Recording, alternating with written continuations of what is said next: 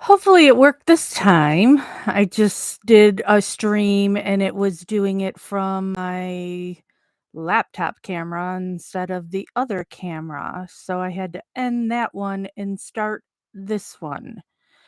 Um and now I'll need to delete that other one that I started. And hopefully you can hear me. So who can hear me? Who's here? Anybody here and tell me if you can hear me cuz I'll up the filing. Sorry we're so late. I was working and then went fishing with my husband. So I'm like, all right, I'll go live at 9 p.m. my time. I did not find out about this filing until like 4:20 or something like that my time, which means the clerk's office is going to be closed. It's a holiday weekend and I was like, "Oh crap." So I then emailed Kathleen Zellner and asked her if she would give me the filing, and so she did. So I know, I'm pretty sure Christopher posted it on Stephen Project earlier. So if you want to read it for yourself, and Christopher is also here tonight, so he'll post the link in here like he just did. Um, so you can read for yourself. I'm trying to bring it up on my other screen. It is only 6 pages, and,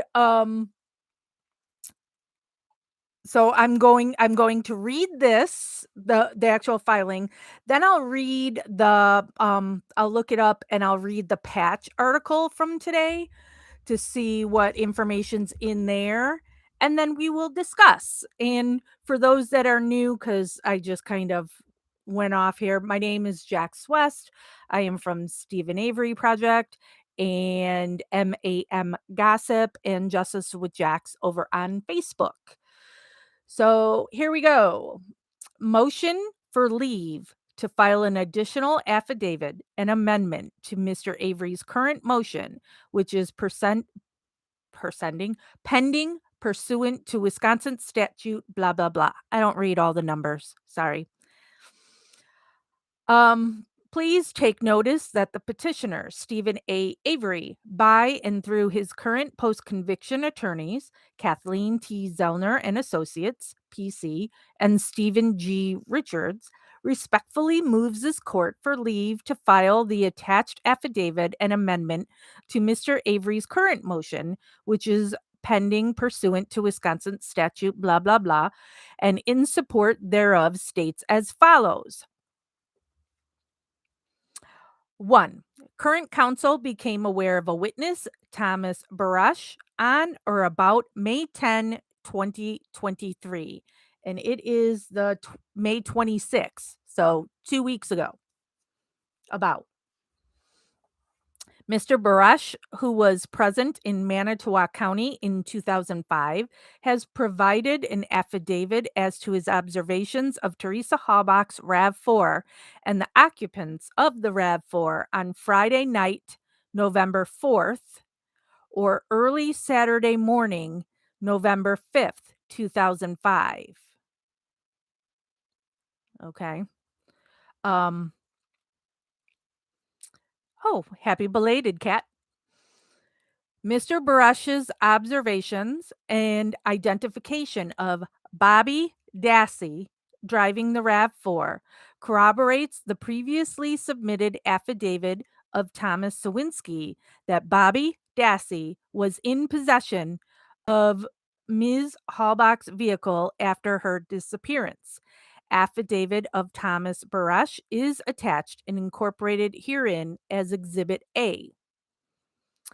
Mr. Avery seeks leave to amend his pending motion, paragraph 20, with the additional words, quote, Mr. Thomas Barash corroborates the previously filed affidavit of Thomas Sawinski that Bobby Dassey was driving the RAV4 vehicle of Teresa Halbach on Friday night, November 4th, or early Saturday morning after her disappearance on October 31st, 2005, unquote.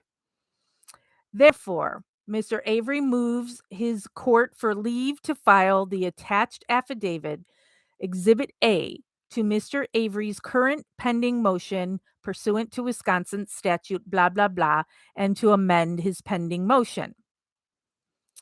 So here's the affidavit of Tom Baresh. Now comes your affiant, Tom Baresh, and under oath hereby states as follows. I am of legal majority and can truthfully and competently testify to the matters contained herein based upon my personal knowledge. The factual statements herein are true and correct to the best of my knowledge, information, and belief. I am of sound mind and I am not taking any medication, nor have I ingested any alcohol that would impair my memory of the facts stated in this affidavit.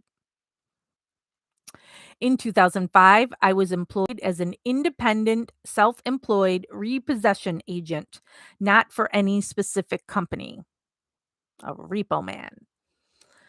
On late Friday night, November 4th, or early Saturday morning, November 5th, sometime before 2 a.m., I was driving a tow truck looking to repossess a vehicle in Larrabee, Wisconsin, in the area of Highway 147 and County Road Q in Manitowoc County. Now, Highway 147 is what is in front of the salvage yard. Q is what you would then take to go to Cuss Road, right? I believe so. It's been a while since I've been up there. I noticed a vehicle in the park and ride on highways 147 and 43 that had just struck a deer and had a broken headlight. I gave the driver a roll of duct tape to repair the car. Now, when I was first reading this and I saw that part, I was like, holy shit. Because I'm thinking at that point that that's Bobby Dassey and the RAV4. And then that's connecting everything when we've heard that there was the deer and Bobby getting the deer and then a broken tail light from on the RAV. But no, it's somebody else. But I was like, oh my God. Um, Okay, so I gave the driver a roll of duct tape to repair the car. After that, I was driving down Highway 147 and made a wrong turn to go south on County Road Q. After I realized my mistake, I turned around and was heading back north. As I was heading back north, I noticed a RAV4 driving south on County Road Q. The RAV4 turned left off of County Road Q after it passed me. I noticed the RAV4 because it was unusual to see any other cars out on the road at that time of night. My tow truck had bright headlights and would illuminate the oncoming RAV4 so that I could see the occupants, which I observed as the RAV4 passed me. I had with me a helper named Mike. I do not know his last name in my tow truck that night, who also noticed the RAV4. Mike is now deceased. In the fall of 2006 and 2007, when I was watching the news about the Avery trial, so this is a whole year later, because Teresa Halbach, that whole incident was Halloween of 2005. So, year later. I noticed Bobby Dassey and recognized him as the driver I saw that night in 2005. In November 2006, I was in jail on a domestic charge in Brown County, Wisconsin, and again in February 2007 for bail jumping. During the time I was incarcerated, I told a Brown County detective that I had information about the Halbach murder, but was ignored and told that I was, quote, already in enough trouble, unquote, and to, quote, shut up, unquote. So there's many ways you can go with that. Um, when people are in jail or prison, they're going to squeal on whatever they can to try and get out or get less time. So maybe an officer would be, "Shut up, sure, you're just saying that and doesn't wanna listen because this isn't." If he was in jail in Manitowoc, I would instantly be going, "They're trying to cover that up." But this being Brown County, Wisconsin, I have no clue how close Brown County is to, Manitowoc. Um, so I don't kn I wouldn't necessarily say it's a cover up, or it could just be somebody lazy not wanting to do any paperwork. I don't know. I could not recognize or identify the passenger in the RAV4, but I am 100% sure it was not Stephen Avery. And to me, this makes sense because Bobby Dassey was in the news because he testified, and it's a big deal that Stephen's nephew is testifying against him and is a star witness for the state to prosecute Stephen. And also in doing that, Bobby is responsible for his own brother Brendan going to prison. Um, so you would have seen Bobby on the news, and then you would see Steven on the news. So he can recognize that that was Bobby, and he can recognize that the passenger is not Steven. Doesn't mean that he can then say who that passenger was. I wonder if he's been shown a picture of Michael Osmondson from that time. Michael Osmondson is Bobby Dassey's friend. Let me go back. In 2017 or 2018, I told my brother Ron about my observation of the RAV4 back in 2005.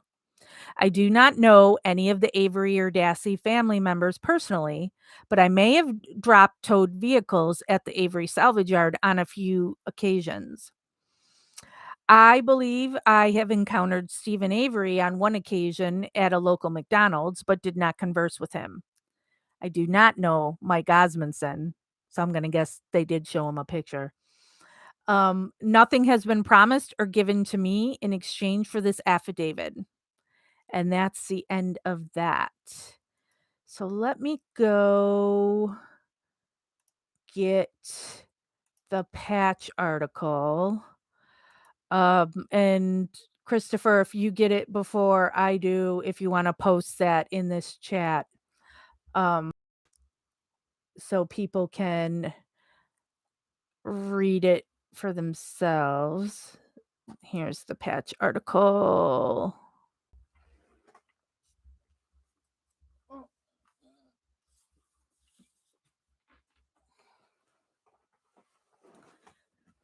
John Ferrick wrote Wrecking Crew. What is this one? I've got autographed copies. I've got 3 autographed copies from John Ferrick. I really should do something with them. So it's called Wrecking Crew, Demolishing the Case Against Stephen Avery. John Ferrick has been following this case forever. At the time that this case happened, he lived in Wisconsin. Now he's down here by me. He's in Joliet, but he still, when something happens in the case, he still will cover it. Thank you, Christopher. All right. So the patch article says Stephen Avery murder case. New witness saw Bobby Dassey in Halbach RAV4. Attorney Kathleen Zellner filed a court motion revealing a tow truck driver just gave sworn testimony supporting Stephen Avery's innocence. Oh, scroll.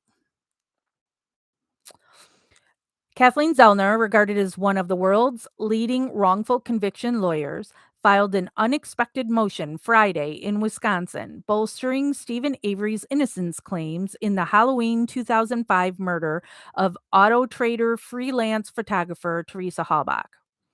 Zellner's motion revealed that a tow truck driver named Thomas Baresh just came forward on May 10, revealing that he saw Bobby Dassey driving Teresa Halbach's RAV4 vehicle in the days following her gruesome death.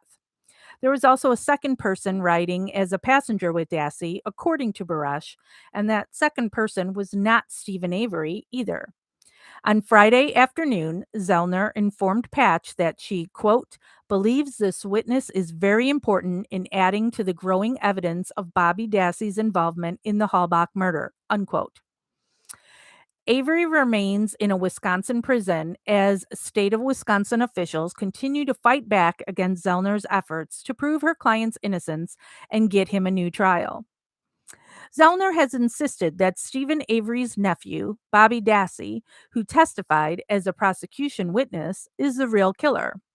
This week, Baresh signed an affidavit swearing under oath he is telling the truth.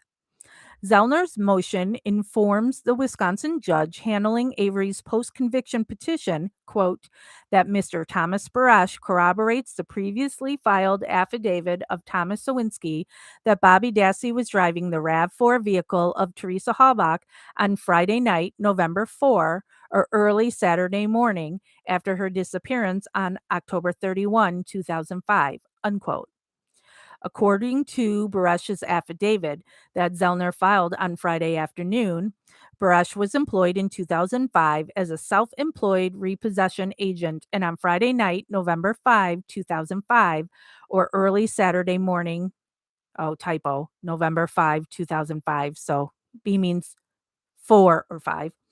Sometime before 2 a.m., Baresh was driving his tow truck looking to repossess a vehicle in Larrabee, Wisconsin, in the area of Highway 147 and County Road Q in rural Manitowoc, another typo, county.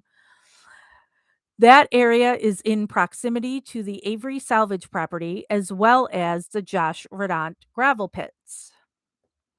Quote, I noticed a vehicle in the park and ride on highways 147 and 43 that had just struck a deer and had a broken headlight. I gave the driver a roll of duct tape to repair the car, unquote.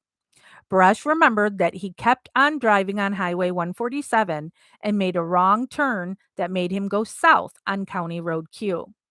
Quote, after I realized my mistake, I turned around and was heading back north, unquote. Brush testified in his affidavit for Zellner. Quote, as I was heading back north, I noticed a RAV4 driving south on County Road Q. The RAV4 turned left off of County Road Q after it passed me. I noticed the RAV4 because it was unusual to see any other cars out on the road at that time of night, unquote. Brush noted that his tow truck had bright beaming lights that illuminated the RAV4 and that allowed Brush to see the occupants inside the vehicle as it passed him. Brush also pointed out that he had his helper named Mike with him, and Mike, who has since passed away, also saw the RAV4. Brush didn't know Mike's last name. Back in the fall of 2006 and 2007, Baresh watched the TV news reports of the Stephen Avery murder trial and, quote, I noticed Bobby Dassey and recognized him as the driver I saw that night in 2005, unquote. In November 2006, Baresh was lodged in the Brown County Jail in Green Bay. Okay, that tells you where it is, Green Bay, facing a domestic battery charge, and Baresh was back in the jail again in February 2007 for bail jumping. Quote, during the time I was incarcerated, I told a Brown County detective that I had information about the Halbach murder, but was ignored and told that I was already in enough trouble and to shut up, unquote, Friday's affidavit of Baresh revealed. Quote, I could not recognize or identify the passenger in the RAV4, but I am 100% sure it was not Stephen Avery, unquote.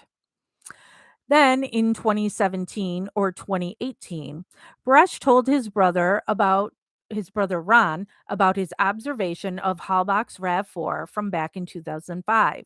Quote, I do not know any of the Avery or Dassey family members. Oh, dear. Personally, but I may have dropped towed vehicles at the Avery salvage yard on a few occasions, unquote, Baresh noted. Also, quote, I believe I may have encountered Stephen Avery on one occasion at a local McDonald's, but did not converse with him. I do not know Mike Osmondson, unquote. And now I see you could have just gotten um the filing here in this article, but This is the first time I'm really pulling this up, and there it is all right there, um, in this article, and I'm scrolling through all of that to get back to this article. Okay. According to Manitowoc court files, talking about Michael Osmondson, was a friend of Bobby Dassey around the time frame of Halbach's disappearance and murder. The final sentence of Baresh's affidavit reads, quote, "Nothing has been promised or given to me in exchange for this affidavit," unquote. Friday's motion was sent to Wisconsin Judge Angela Suckowitz, the circuit court judge at the Sheboygan County Courthouse, as well as assistant attorney generals for Wisconsin, Lisa Comfer and Tiffany Winter. Winter and Comfer are responsible for trying to keep Avery locked up in prison. To read Friday's entire post conviction motion from attorney Kathleen Zellner, read it here on the website for Kathleen T. Zellner and Associates. Oh, let me click on that link here. Oh, this is just a link that I have. Let me go to Kathleen. Hmm, Kathleen T. Zellner.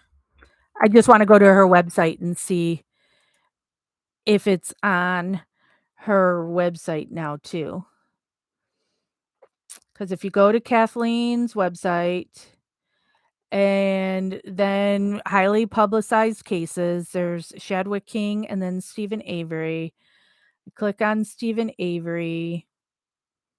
It's not posted on our website. Um,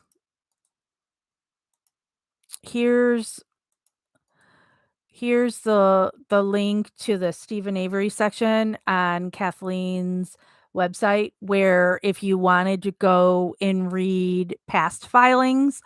Also, here on this YouTube channel, I have one file or whatever it's called on here that is titled filings, because every time there is a brief, anything filed, we go live and read it here. So if you want to see where I read it and we discuss it, you can go there. And then also, we've got tons of other Stephen Avery videos in here. All right. So, what do I have to say about this whole thing? I know so many people are not going to care about this witness, especially since he's somebody who was in jail. They're going to um uh, um just dismiss it, like this guy has no credibility. And I know I've seen people posting on the posts we've done on Stephen Avery project, why do people take so long to come forward? But this guy did come forward at one time, and not everybody's world revolves around this case. So he may have had no clue what was going on with it. I don't know why he has come forward now. Maybe we will find out. Um Maybe it's the reward, and then that also could make people go, "See, he's not telling the truth. He's just trying to get the reward." But that reward is set up that you don't get it unless the real killer is prosecuted. So, so there's a lot you have to go through to get that. Um he repos cars, so it makes sense that he'd be able to tell what kind of car something was, to know that was a RAV4. And with it being somewhere around 2 a.m. in rural Wisconsin, yeah, you're not going to see many cars at that time. So it stands out to you. And it's not like he's saying he's just coming forward right now. Back he's claiming back then he he saw it and said something when it's fresh in his mind. Um, would that be considered hearsay? Yeah, I think it shouldn't be that technically it is hearsay because there's no proof he saw anything except for what he's saying. So, it's that's it. And the guy he says that was working with him that night is dead. So, um I don't know if that guy has ever said anything to family members about it before that guy died. Um, so I don't know if that's a rabbit hole that Kathleen Zellner's team is going down. But this is the same time frame that Sawinski is saying that he saw the car because he saw the RAV4 now coming back to the salvage yard when he was delivering the paper early Saturday morning. Did it ever say what time about on Saturday morning that Thomas Sawinski was doing that? I just know it was early, or I just remember it was early. So, and then the RAV4 was found by Pam Sturm of God later that afternoon. So 4 a.m.-ish. Thank you, Lisa. So this dude is seeing the RAV4 driving around Q, around Cuss Road,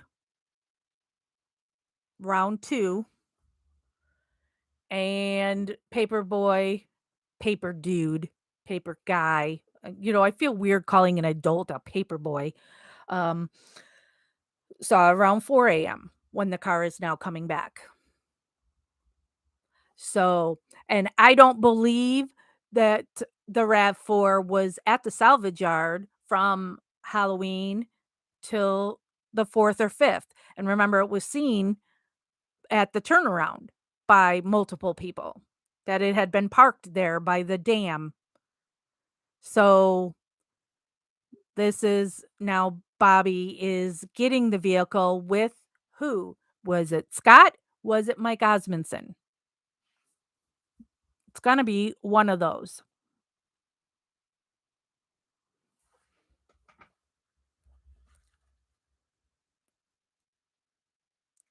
Right. So the car is now brought back to the salvage yard on the day that Steven's gonna be leaving to go to Crivets, right? Steven was going to be leaving on Saturday. Right, Jeanette. I agree with you. You'd be struggling to see any driver or passenger, but that's why he's saying that he had really bright lights, which possibly could be true with him being a repo man in a tow truck, that his lights were bright. Um, I don't know. This guy, I'm not gonna jump on and say this guy is I do I wanna say 100% legit? I don't believe him or disbelieve him. The timing would work, though, when we're talking the 2 AM to 4 AM. I absolutely believe the paper delivery guy that he saw Bobby and somebody else. I absolutely believe that. I know that somebody we've got I don't remember the name, seeing the car at the turnaround, and then there was somebody who came forward to Stephen Avery project that they saw the car that, we put them in contact with Kathleen. So that was too when I was hearing that there was another witness, I'm like, "Oh, is it gonna be this person now?" But, um, yeah. So plenty of people saw that car that had been parked at the turnaround. And for anybody who's new here, my husband and I, and then also a longtime supporter of the case, Bryce, on another trip, I've done these field trips around Manitowoc and taken you to all these places that we filmed the whole thing and timed everything. So we show you how close all these things are and how this can all be done. So go into the different videos in here to see those. Erica says, "My husband used to drive a tow truck. Their lights are insanely bright. They can illuminate half a field." Okay. So, yeah, I would believe that they would have to be bright on a tow truck and being a repo man. Um, I mean, long time ago, my ex-husband used to deliver pizzas. He also delivered newspapers too. He didn't have really bright headlights, but he had a bright light that he plugged into back then, back when we had cigarette lighters in our cars that plug in. So, because he needed the bright light to be able to see what he was doing. So, I don't know. Um, the timing, like I said, the timing fits. And what's in it for this guy to come forward? Because 'Cause I'm telling you, like, the reward, you don't just get the reward. You don't get paid for coming forward. And y y you get ridiculed, and especially with the stuff in there that he was in jail. So why do you wanna come forward publicly and put your neck out like that? You know what I mean? So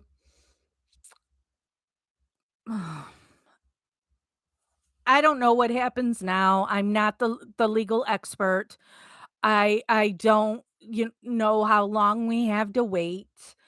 Um, because this starts the clock back all over again because now the state's gonna respond and blah blah blah. And so as soon as we get those, when the state responds, and then I don't know if Kathleen gets to reply to the state's response, and then you wait for the judge again. And then so many times then the judge got has no time limit and it can take forever. I don't know. There's the 30 days and the 60 days. Um, I never know. And now we've got Monday is a holiday. Um, and that's why too a lot of lawyers like to drop the things on the Friday of a holiday weekend. Alba says maybe after what was said to him in jail, he felt that he couldn't talk until now. You never know. We can come up with all kinds of scenarios. I would like to hear it from him, so if I don't know if he's allowed to do any kind of press, if, um, so maybe we'll hear more about why May 10th he contacted Kathleen Zellner. I'm just thankful he did. And anybody out there, because we know there's more people out there that know things. So if you know something, you reach out to Kathleen Zellner. You go to the KathleenTZellner.com website. She has both an email and a phone number that is just for the Stephen Avery case. So, oh, and there's Christopher now posting one of our older videos. Thank you, Christopher. Um, So call or email Kathleen Zellner. Don't assume she knows what you know, because we've seen that now over the years. I don't know how many times it's assumed and she didn't know. So it's time to come forward. Let me I mean people should have come forward forever ago, yes. But we've had Steven's mother died. Is it a year ago or is it 2 years ago? I can't even remember now. Um, but Steven's lost his mom. It's a year. Thank you, Kat. And, his dad is old. Every day gets older and older. And, your health deteriorates. Let's get Steven home so he can see his dad. 2 years this July. Okay, thank you. It's the whole thing is a travesty, but I really wanted Steven to be able to go home and get a hug from his mom as a free man. And he wasn't able to. So, if you know something, please come forward and tell Kathleen Zellner what you know. I believe fully that Bobby Dassey is responsible for whatever happened to Teresa Halbach. I'm not going to say what happened to Teresa Halbach. I don't know. We don't know. We don't I can't say she was raped. I can't say she was shot. I can't say we don't know. We just know she has not been seen since October 31st, 2005, and the last person to see her was Bobby Dassey. We know that Bobby Dassey had horrible things on his computer that was in his bedroom. We know those things were put on the computer when Bobby Dassey is the only one of the Dassey family home. We know, as Stephen told me on a visit, that Bobby was always very aware when Teresa Halbach came to the salvage yard and would talk about it to Stephen that Teresa was coming there. Not just this time to come take a picture of Barb's van. So he had kind of an obsession with Teresa Halbach. He had disgusting things on his computer. They're searching things in Steven's house, looking for porn and such, to try and say he's a deviant. They didn't find anything. Oh, pink fuzzy handcuffs? Give me a break. That Barb had the same exact pair of pink fuzzy handcuffs. Please. Bobby Dassey, who conveniently with his hunting buddy Scott Taddock had their little crisscross. One's driving this way, one's driving this way, and they see each other and gonna look at the clock and know exactly what time it is. Scott's going hunting somewhere and Bobby's going hunting at Scott's house.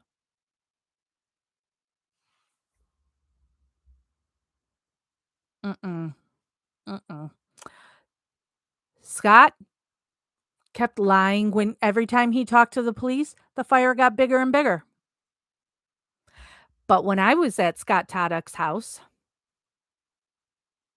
and I asked him about the fire and about the different sizes of the fire, he told me the police kept trying to get him to say that there was a fire and it was a big fire, but he personally doesn't know if there was even a fire at all that night.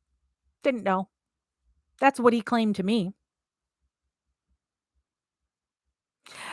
I've thought that too, Erica. If he could hunt behind his own house, why wasn't he hunting behind his own house?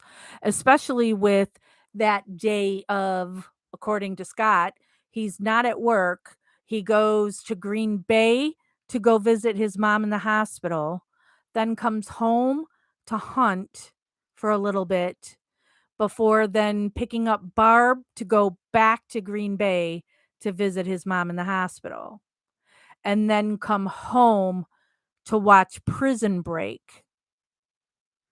And he claimed they watched Prison Break live, not recorded. And so Prison Break was on Fox and Wisconsin has is the same time zone as me down here in the Chicagoland area, and so Prison Break, I don't know about that time in 2005, but sometimes it got to a point where Prison Break became 2-hour episodes, which coincidentally, Prison Break was filmed at a prison, a Joliet the Joliet prison where John Ferrick is now at, and where John Ferrick is from Joliet, but he had moved to Wisconsin, and now he's back in Joliet where Prison Break was filmed. Um, so Prison Break had 2-hour episodes too, so from 7 to 9, because here, Fox at 9 PM is when the local news comes on. So, they're either claiming he and Barb are going home to his place to watch Prison Break, not recorded. So, that's at 7 PM.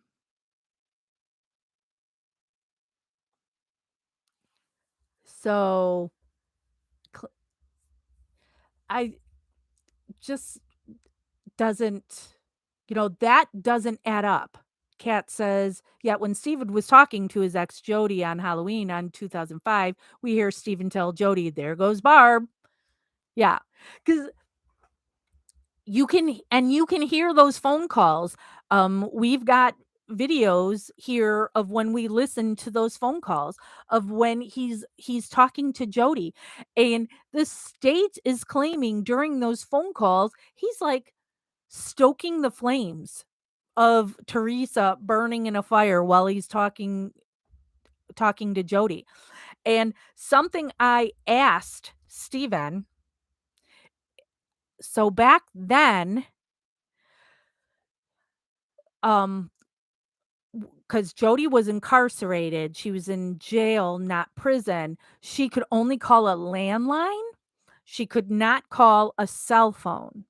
So she's on Steven's landline.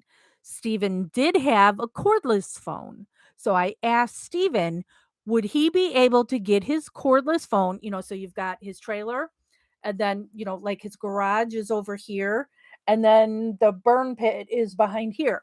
So I said, could you take your cordless phone out to the burn pit? And he said, no, he didn't even get reception in his driveway.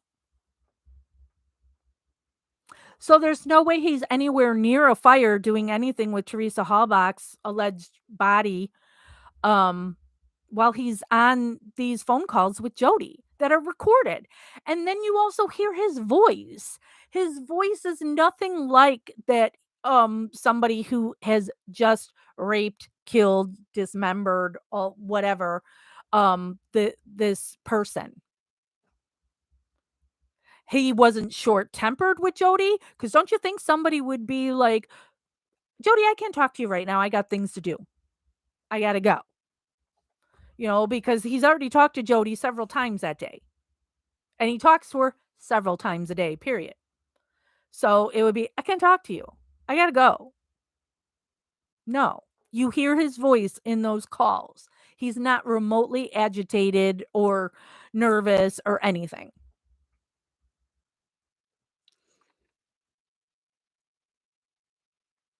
And then when you talk about November 4th or 5th, when they're seeing the the witnesses that have come forward are seeing Bobby driving that RAV4, most of the family, because they have all these vacation homes, these Crivets homes. They've got lots of land and toys and all this stuff in Crivets. The family was going to Crivets.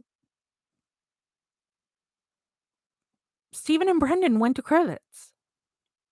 If you just raped and, murdered and dismembered and shot and stabbed and all this stuff to a person, and everybody who lives on your family compound is going out of town, wouldn't you say, "I can't go this weekend?" Because remember, now the RAV4, according to the state, Stephen has sitting there at the salvage yard. So now everybody's gonna leave. He can get rid of the RAV4. No, he goes to Crivets. Brendan goes to Crivets. Bingo, cat. Bobby Dassey doesn't go to Crivets. Scott Taddock doesn't go to Crivets.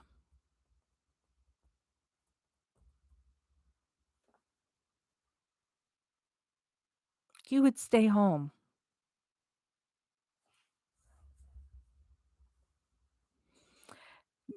Nothing. I don't know if Earl went. I believe Earl was the one who had to work at the salvage yard.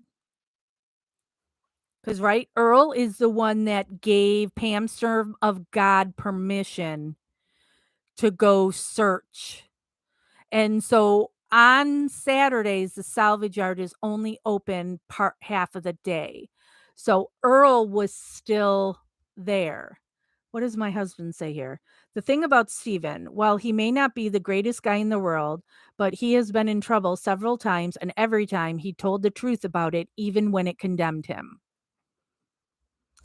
Yes, that is a good point about Steven. He admits it. He admits that he chased his cousin, Sandra Morris, with a gun and pointed the gun at her. He took the blame for the cat in the fire, even though it wasn't him that threw the cat in the fire. He took the blame for it. He admits that he and the buddies had broken into that bar and they stole sandwiches and rolls of quarters. He admits what he does. And when you hear his story, or his, I shouldn't say story, I guess you should say recollection of that day, it never changes.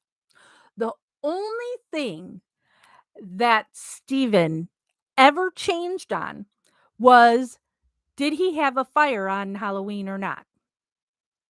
He couldn't recall. When he's being asked on November 5th, did he have a fire on the 31st? He's not sure. That to me is no big deal at all, because where they live in Wisconsin, they don't have a garbage tote that you pull out on Thursday nights for a Friday pickup. You have to take, hey Jen, um, you have to take your stuff to the dump. So you burn it.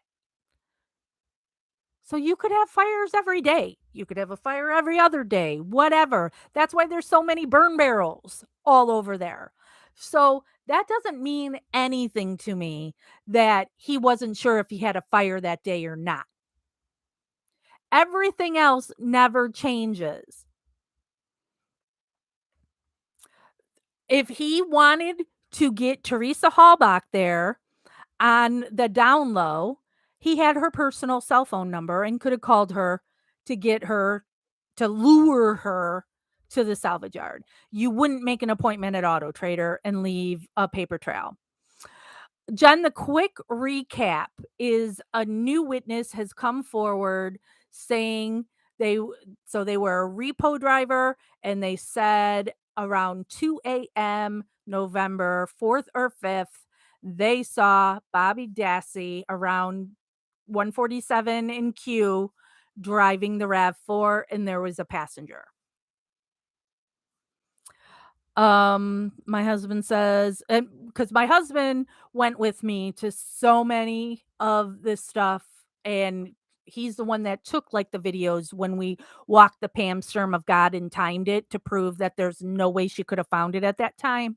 And then the other thing that I was just on, that I had to do, and still to this day, if the bus driver ever watches this, or somebody who knows the bus driver, and the bus driver wants to reach out to me privately, we don't have to go on here or not. I need to talk to the bus driver. But we also filmed where I can show you where the van, Barb's van, had been parked, and where the bus would drop off the kids. There's no way possible that the bus driver could have seen Teresa Halbach there, at least by Barb's van. It's not possible. Um, but so my husband says there's a 600-gallon propane tank 30 feet from the fire pit. How big do you think a fire could have possibly been? And that was something else that we did, that we took video of that. And pictures are in my book too. Let me let me hold up my book. I know Christopher's already posted the things. Wrongfully abused, making of an advocate for Stephen Avery. Um in hardcover and paperback, available on Amazon. Um, so there are pictures from our trips to Manitowoc, but it's where the burn pit is behind Steven's garage or Rolly's garage, however you want to call it. Um, it was so much closer to that garage than the stuff we saw from the state, and his garage is made out of particle board. So you've got this particle board garage on one side and this big propane tank on the other side. Um, and when you have people testifying that there was a fire taller than the garage, and right behind where that burn pit is the salvage yard. So no trees, all this open space in Wisconsin at the end of October, you're gonna have wind. I mean, you're not having a fire that high. Just not. Nothing the state used to prosecute Stephen adds up. But Stephen's story always stays consistent, is the same story. He's the one that still doesn't lawyer up and agrees to talk to them, to Manitowoc, the same people who have screwed him over in the Penny Bernstein case, instantly is talking to them because he didn't do anything.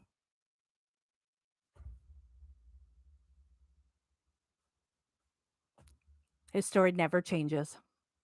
And why does it never change? Because it actually happened. Bobby's story changes. Scott Toddick's story changes. Why do their stories change? I don't get, if their stories are so little, their part in it so little, why do they keep changing? Barb's stories changes. I don't think Kratz is still married. Alba says, I still believe the state had a hand in it.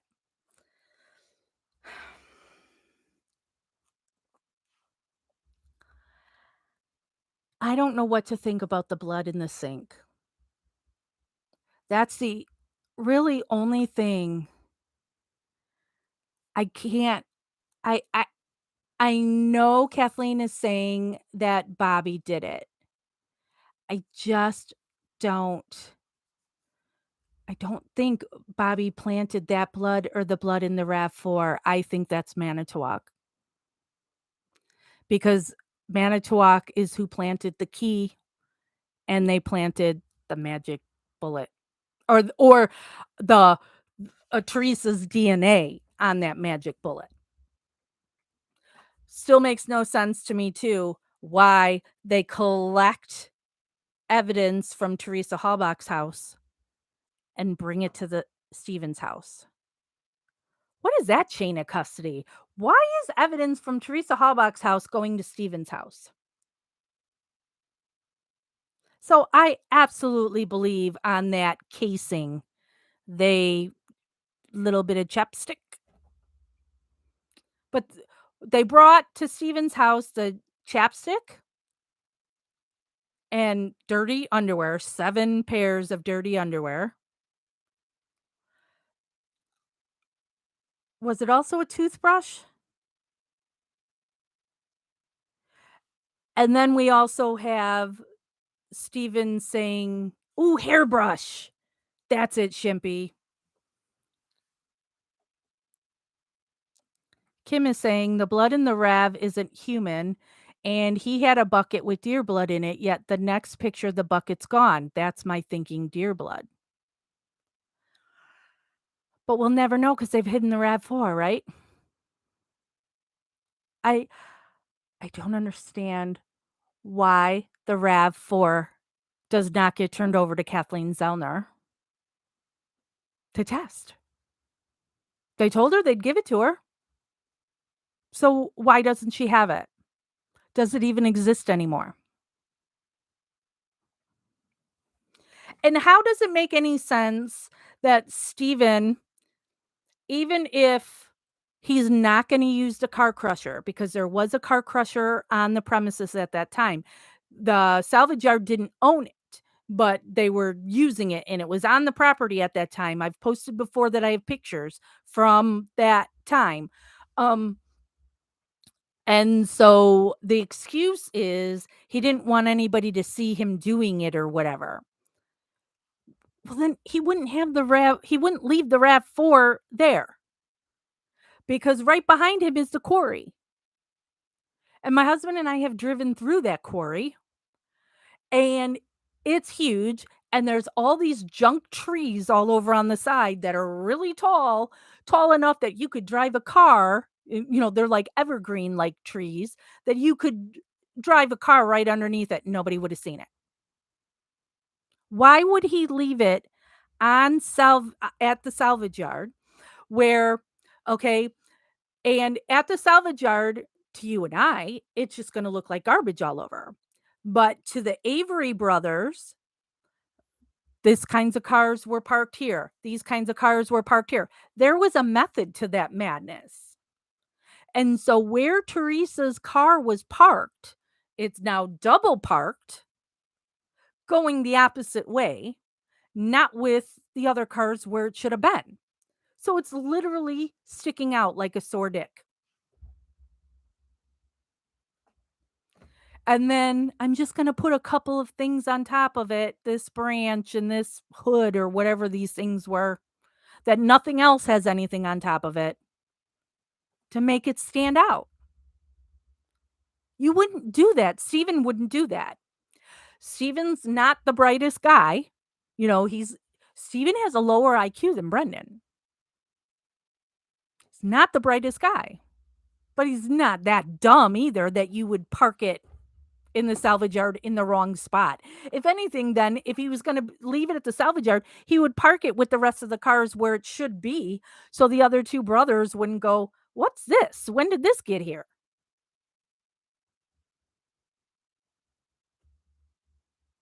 Steven would have taken it off the property.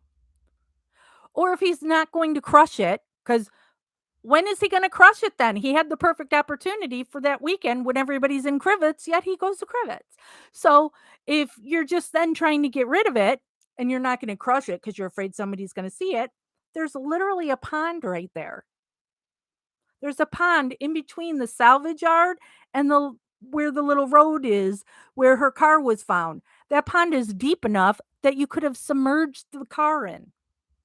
Steven knows it's deep enough. So why wouldn't you put it there? There's the only reason you would have the car there is you're trying to set somebody up for it. And with it being all these different directions and in the wrong spot, and Earl, who hardly ever works, all he's ever doing is driving a golf cart around with his buddies shooting at stuff, he wouldn't noticed it. It would have been mentioned on why is this car in the wrong spot. Chuck knows the salvage yard really well. He would have questioned, "What the hell? What is this? Why is this here?" If it's been sitting there from the 31st until the 4th or the 5th. All those weekdays, open salvage yard. They would have seen that car there. They didn't. Chuck and Earl don't like Steven. Never liked Steven. They don't want to share the salvage yard with Steven. They want him to go bye-bye. If they had seen that car there on the 1st or whatever, they would have said something because they wanted Steven to go. Makes no sense. My husband says if he wanted to hide the RAV, he would have smashed a van, put the RAV on top, smashed it, then another large vehicle on top. It would be sandwiched and never found. One of the times that Jeff and I were at the salvage yard, this was back when I was in the family's good graces. And so we were taking that Pam Sturm walk of God. And I was walking with Steven's niece. So Steven's brother, Chuck's daughter, Carla. Hi, Carla. I was walking with Carla's husband, Stacy. Can't stand Carla. Stacy's a great dude. Like I have no problems with Stacy. Um so Stacy was the one telling me a lot of the inside stuff on the family. So he's the one that had told me that the family didn't like Steven. The family wanted Steven gone. They wanted him gone so they thought they would be able to get his $36 million. And then he said what anybody in the family would have done if they wanted to get rid of a car is they would have crushed the RAV and then they would have taken the crushed RAV and put it in another car and then crushed that, and you would never find it. Stacy didn't even work at the salvage yard, and he knew that. So, gonna bet you Steven would know to do that, right? None of that was done. Steven, somebody who had been in prison for 18 years for something he didn't do. He's really gonna be this sloppy. And if he's gonna kill somebody, why is he gonna kill some random chick?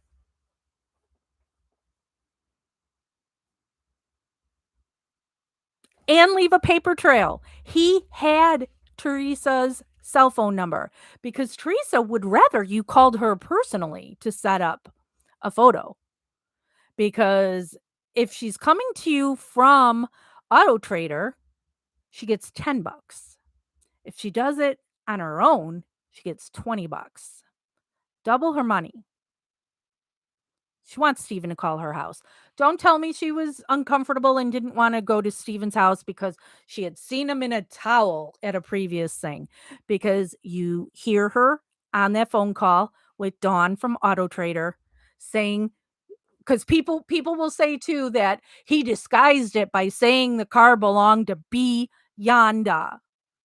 But she's clearly saying to Dawn from Auto Trader that she's going to the Avery brothers.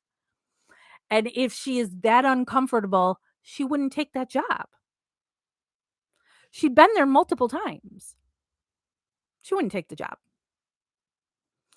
Jeff says, let's not forget, they all had access to a smelter for melting transmissions, yet he's going to burn a body in a fire pit. Yeah.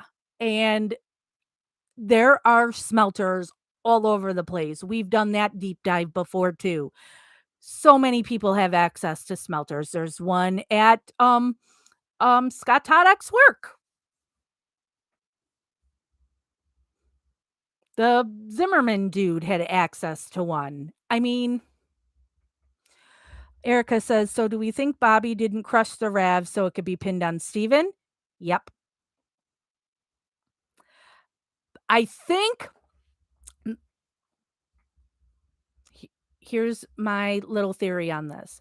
I think originally when Bobby did this, I think he took the car away from the property, hoping, you know, not to frame Steven, just because also I could see you not wanting it to be found on your property because maybe it would be you that would go down for it. So, um, so your initial reaction is get the stuff out of here, right? So that's also why she was allegedly burned somewhere else.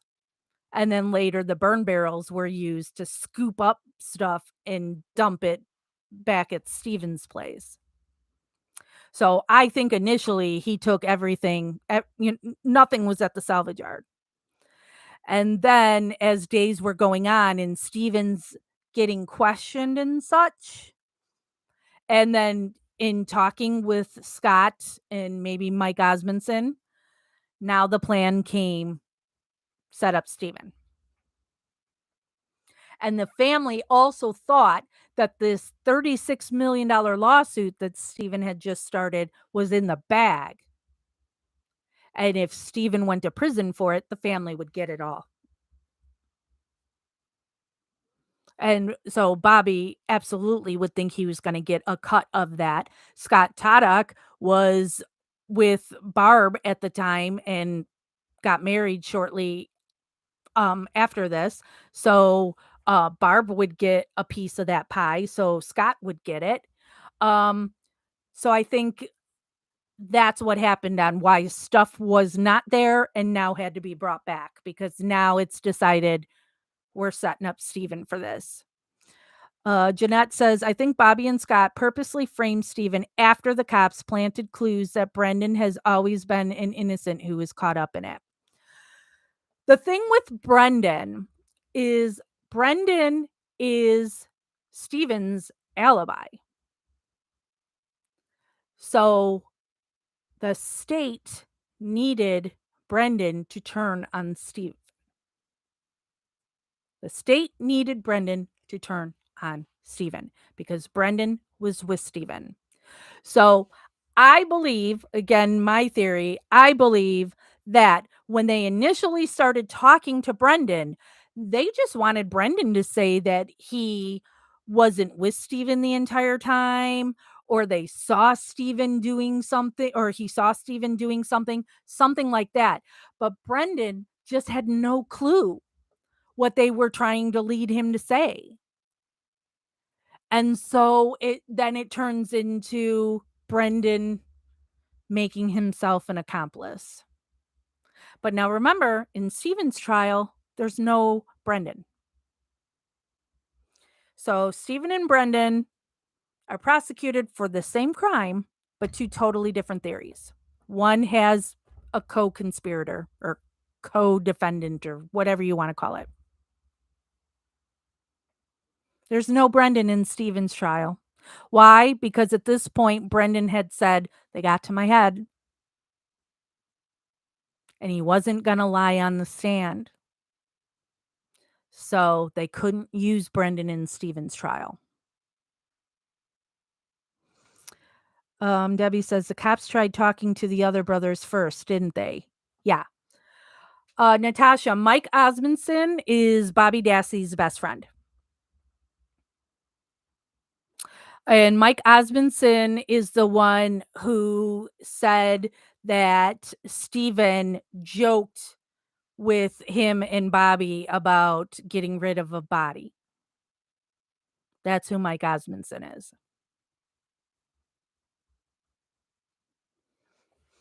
So I think Mike knows, he at least knows something, possibly participated in cover up. Hmm. Brendan totally was coerced into that confession. If not for Brendan's coerced confession, they would have nothing on Stephen. Stephen's there due to Brendan's confession. And now, due to Brendan's false confession, Brendan's out of options legally. And even if Kathleen Zellner is able to free Stephen, it doesn't mean Brendan goes free. Because there are people who believe Brendan is telling the truth on what happened, but it wasn't with Stephen. Then it was with Bobby, right? So his coerced confession is what it keeps Brendan incarcerated. That's why it is so important to prove who really did this. And how sad is it that it is Brendan's own brother, Bobby, who is just fine.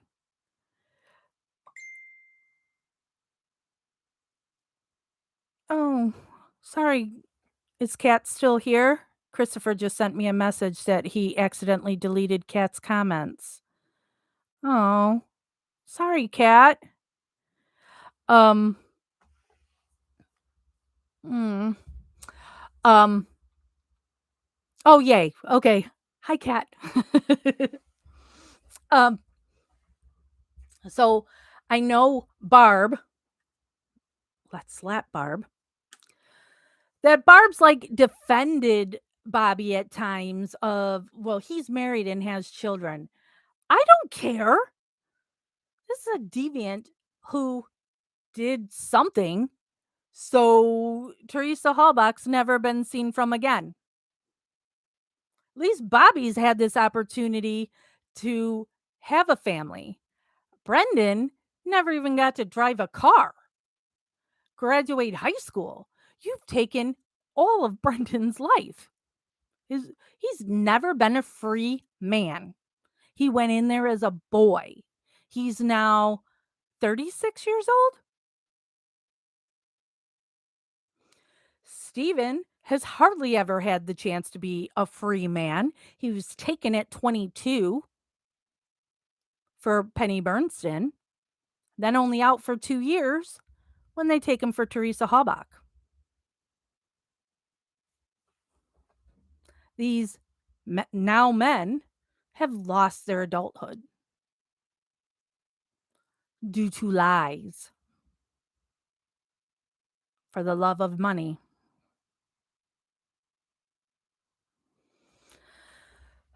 So circling back to why we're live today before I go for the evening, this witness has come forward who is somebody who also saw Bobby Dassey driving the RAV4 around November 4th or 5th.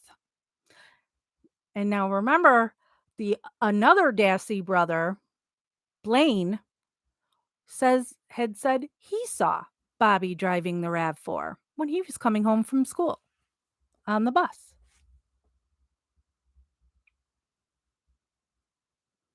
So many people have seen Bobby Dassey with the RAV4.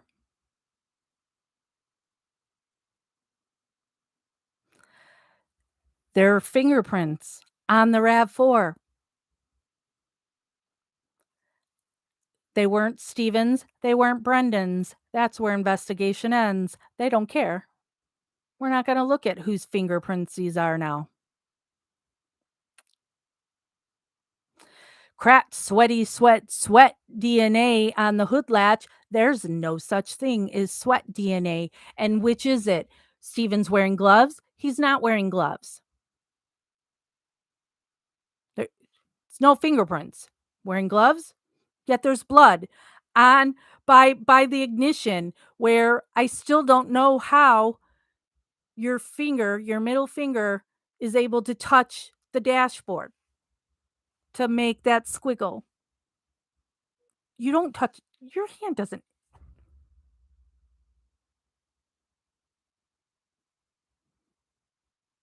nothing.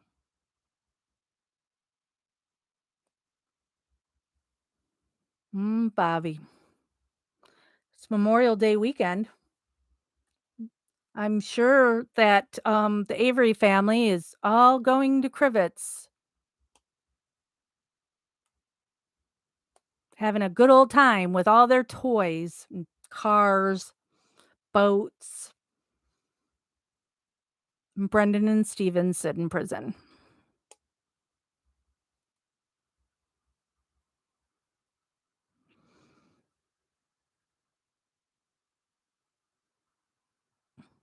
Right, Erica, that's what a lot there are a lot of people who think that Brendan saw Bobby. I personally don't. Um, I used to talk to Brendan on the phone pretty regularly until his mom told him he wasn't allowed to talk to me anymore. Um, Brendan is so sweet. literally cannot hurt a fly. There is no way that Brendan would be able to see a woman being harmed by anyone and he, um, being able to hold that in. His whole family, they all hunt and like to kill stuff. Not Brendan. Brendan doesn't do it. Brendan is not gonna cover for his brother. I don't think Brendan even his mom is his life. That's all he has is his mom. I don't think he would cover for his mom if he saw his mom kill a person.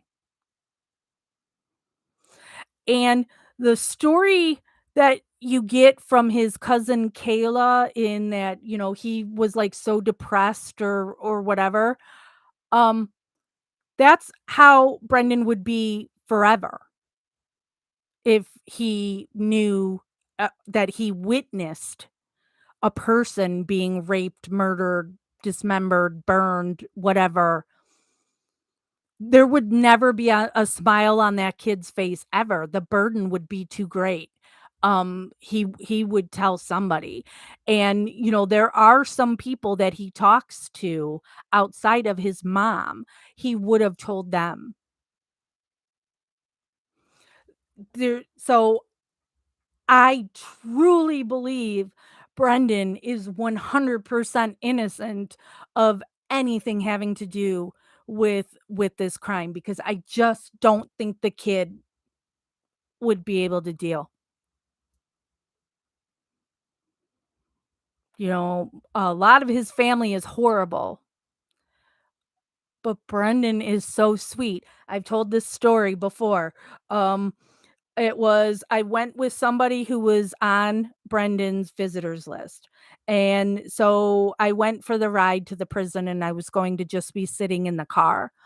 And um when I had talked to Brendan on the phone prior to that, he had said, "What are you gonna do, during the visit?" And I'm like, "Well, I could sleep or, I have my phone, I could go online, or maybe I'll go for a walk," because that was one of the times when I was trying to get healthy and lose weight. And he's like, "Oh, you would need to be careful. You don't want any of the guys the inmates to see you because they'll whistle at you." And it was just the sweetest thing. And then when the people came outside from the visit, she gives me this little um the lunch size bag of chili Fritos that was open, and she said, "Brendan sent this out for you. He said he knew you would be hungry." He's a sweet kid.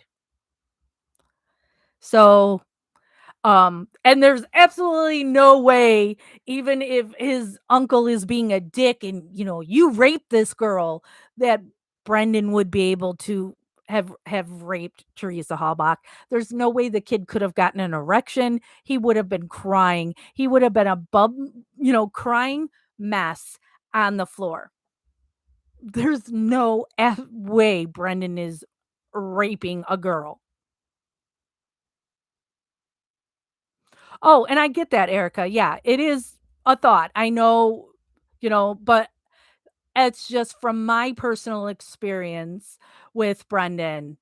I don't think he could know.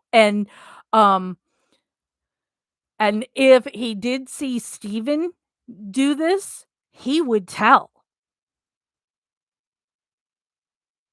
I mean, Steven was nice to Brendan, you know, but Steven could also be a dick.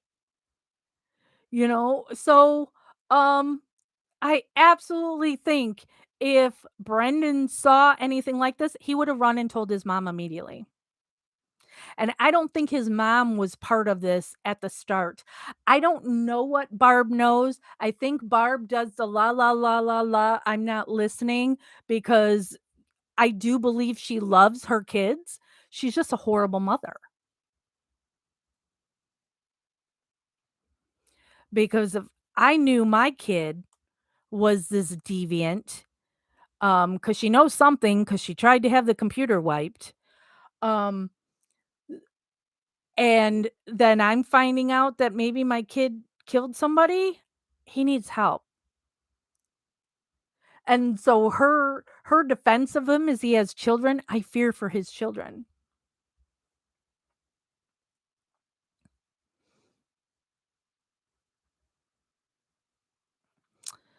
Kim says there was a terrible smell for days in the Wisco aluminum foundry where Scott Taddock worked. I mean, we all know the Sikkiki letter. There's a Sikkiki, how somebody who's basically illiterate would spell skinny, which was Scott Taddock's nickname.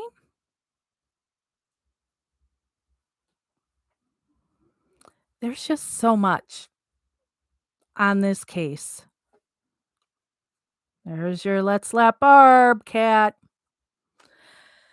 So let's wrap this up. Because oh my god, it's almost 10:30 my time and I have to work tomorrow and then I'm going to the Janet Jackson concert. Christopher has posted the links for this. I've already showed it once, but let me show you again that I have a book, Wrongfully Abused, Making of an Advocate. This is on my experience with the Stephen Avery case. So, and Christopher is now saying we're going to be doing some contests on Stephen Avery project.